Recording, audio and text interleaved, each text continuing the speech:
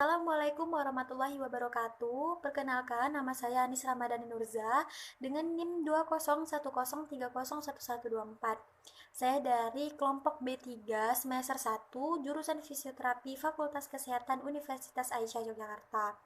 Nah, pada kesempatan kali ini saya akan melaksanakan praktikum untuk memenuhi mata kuliah patologi. Nah, praktikum kali ini yaitu mengenai wound healing.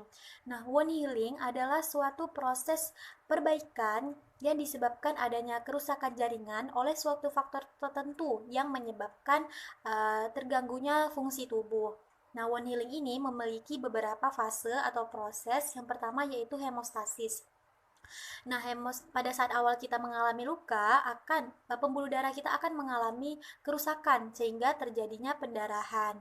Nah, pada proses hemostasis ini kita memerlukan peranan platelet dan fibrin.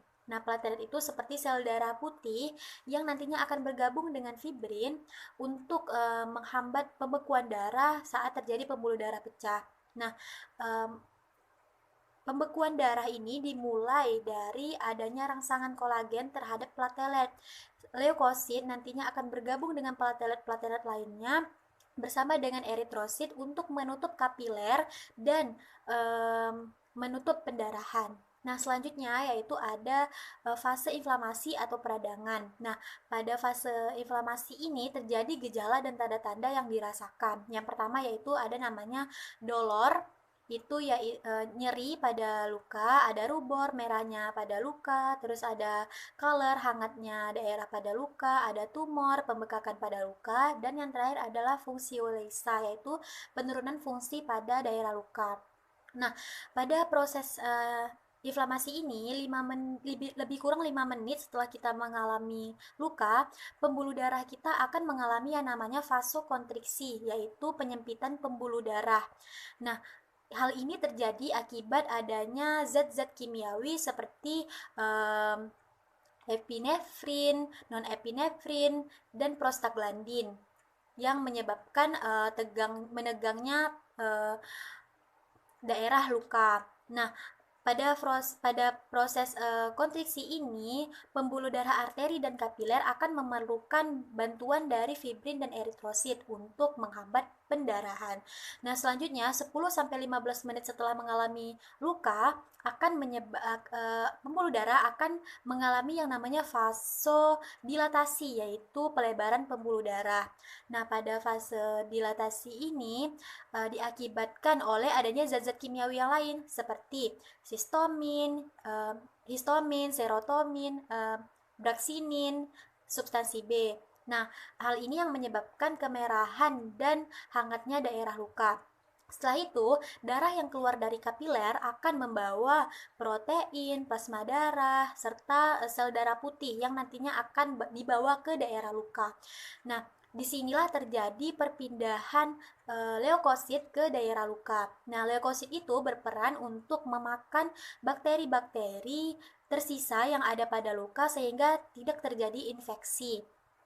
Nah, leukosit ini yaitu berupa neutrofil yang hanya bekerja dalam jangka waktu sampai 1-2 hari saja, karena jika terjadi produksi neutrofil dan leukosit yang berlebihan akan memperlambat proses penyembuhan luka. Nah, selanjutnya 3 hari setelah mengalami luka akan timbul yang namanya makrofag. Nah, makrofag ini berasal dari protein plasma tadi juga. Dia akan memakan bakteri-bakteri asing dalam jangka waktu yang panjang pada luka. Nah, selanjutnya setelah 5-7 hari mengalami luka, makrofag tadi akan diganti dengan limfosit T. Nah, limfosit T ini juga berasal dari protein plasma tadi juga.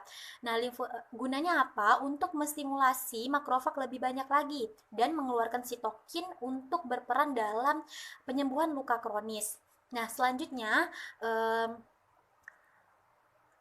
yang ketiga yaitu fase intermediate proliferasi. Nah, pada fase ini yaitu terjadi penurunan sel-sel inflamasi. Nah, tanda-tanda peradangan pun sudah mulai berkurang. Nah, pada fase ini muncul yang namanya sel fibroblast. Nah, sel fibroblast ini akan berproliferasi atau bakal dari pembuluh darah yang baru. Nah, sehingga akan terbentuk kulit yang baru dan dia juga berusaha untuk mengikat jaringan antar jaringan lainnya. Nah, yang berperan dalam fase intermediate proliferasi ini adalah fibrin bersama dengan makrofag dan platelet akan menghasilkan yang namanya growth factor. Nah, growth factor inilah yang nantinya akan menumbuhkan sel-sel baru. Nah, selanjutnya fibroblast tadi akan dibawa ke daerah yang mengalami kerobekan dan dia akan beregenerasi menjadi kulit yang baru. Yang terakhir yaitu fase remodeling. Nah, fase remodeling ini atau fase lanjut. Fase ini merupakan fase terlama pada wound healing. Nah, pada fase ini terjadi penurunan kolagen dan menjadi stabil. Nah, pada fase ini terjadi peningkatan kekuatan luka, kekuatan pertahanan kulit dan permeabilitas kulit. Tergantung dari kedalaman kulit yang mengalami kerobekan. Sekian praktikum patologi mengenai wound healing dari saya. Apabila saya ada salah, saya mohon maaf. Saya akhiri. Wassalamualaikum warahmatullahi wabarakatuh.